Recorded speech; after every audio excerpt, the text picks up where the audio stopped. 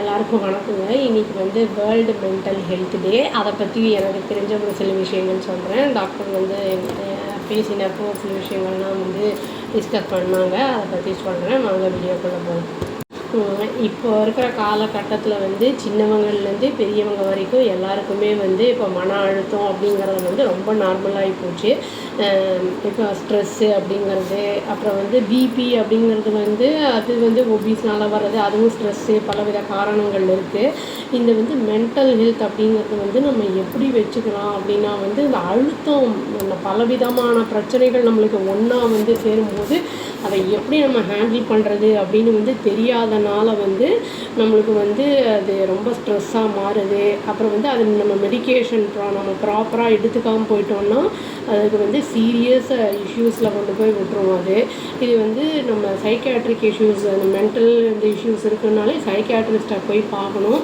அவங்க சொல்லும்போது தான் நம்ம வந்து ஒன்ஸ் இன் 2 வீக்ஸு அந்த மாதிரி வந்து வர சொல்லுவாங்க. அந்த மாதிரி சொல்லும்போது நம்ம போய் பார்த்து கரெக்டான டேப்லெட்ஸ் நம்ம எடுத்துக்கும் போது பிகினிங் ஸ்டேஜ்லேயே அந்த ப்ராப்ளம்ஸ்லேருந்து நம்ம வெளியில் வந்துடலாம்.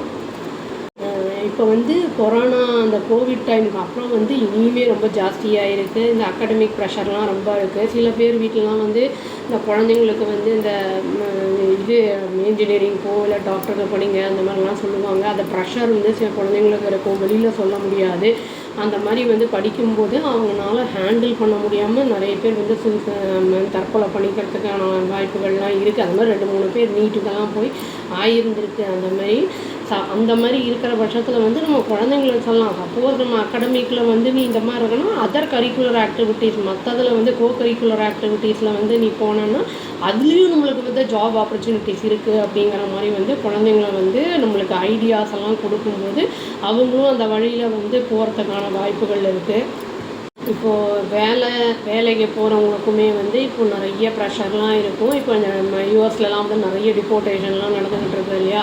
அங்கேருந்து ஜாப்லெஸ்ஸாக இருக்கிறவங்கலாம் இங்கே வரும்போது வந்து காம்படிஷன் ஜாஸ்தியாக இருக்கும்போது நம்மளுக்கு வேலை வாய்ப்பு வந்து இல்லாமல் போயிடுமோ அப்படிங்கிற அந்த பயம், அந்த இதெல்லாம் வந்து பலவித பிரச்சனைகளில் கொண்டு போய் விடும்.